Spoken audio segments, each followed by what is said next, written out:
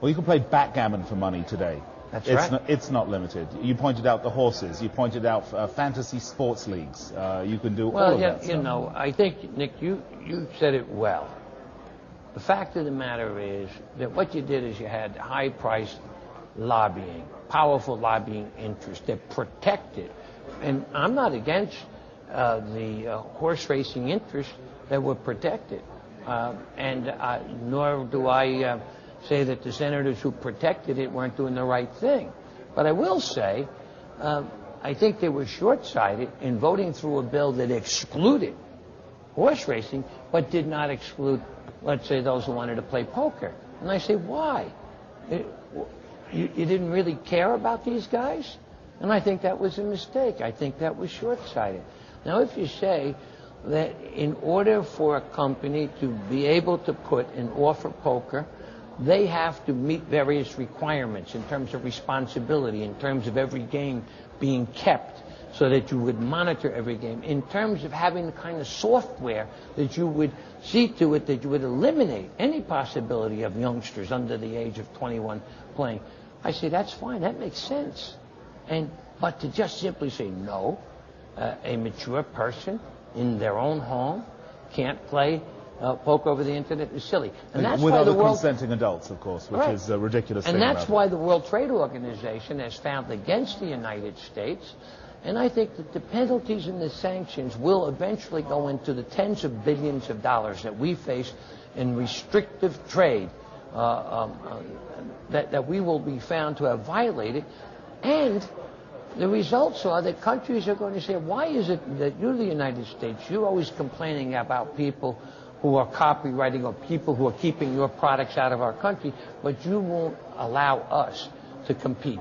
Well, during the break we were talking a bit, and you had mentioned the EU coming in against the US on this WTO ruling, and I believe that's imminent, is it not? I know Australia's joined, I think Japan's thinking about joining, obviously there's Antigua and Barbuda, and all these other small countries that are affected, Costa Rica, but I mean, how much of a bandwagon is this for other countries to jump on? When you have all of Europe and Japan and Australia coming against us, and when you face tens of billions of dollars in penalties and sanctions that are levied against our products, etc., I believe that the Congress will finally wake up. What I'm surprised at is the antagonism that our trade representative has indicated in thumbing his nose and saying we choose not to acknowledge that law, its effect.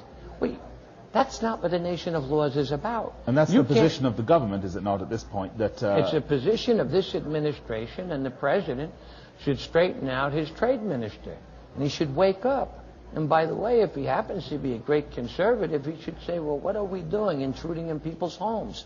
I had to sign that bill because it was a bill to protect the ports of the United States against terrorism, and that provision was there. But if we look at it now we're facing sanctions and the animosity of all of our allies, billions of dollars in penalties, and we sit back there and we say, well, we choose to ignore this law.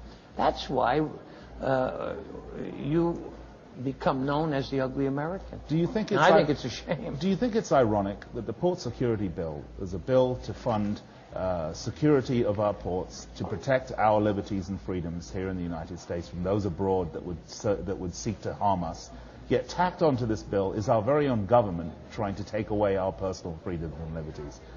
Ironic? I think it's ironic. I think it's worse than there were so-called conservatives who talk about individual rights and individual choices, who chose to take away people's individual rights under the flag of saying we want to protect young people. Well, if you want to protect young people, let's go back to prohibition. Sure. Let's ban alcohol again. Well, we tried that once, didn't we? It was horrific. You had people drinking poison. So now we say, well, at least we try to regulate, and we say that if you drink over a certain amount, etc. Isn't that really the way we should go on the net? Ban youngsters from the use of it? Require that companies are able to prove the age of every person who participates, and they do have the kinds of sophisticated programs that will keep youngsters off, and allow those who want to use the net, whether it's to play backgammon. By the way, I haven't played backgammon in years. It's a great game. Or whether it's to play poker, or whether it's to bet on the horses, the sport of kings. I'm not against racing, but I'm annoyed that people would take away my right and the rights of other citizens to play poker. How's your poker game? Boy, I got smacked last week. My friends gave me a good beating, but generally I play a pretty good game. Well, let's look forward, and hopefully, I know there are a number of pieces of legislation in the works. Congressman Wexler's legislation. Could you brief us on those quickly? How many? Well, Congressman Wexler's legislation would seek a poker carve-out. It would do the same thing for poker that the legislation that was pushed through on the Port Security Act did for horse racing, and took it out and said you are allowed. That's a good piece of legislation.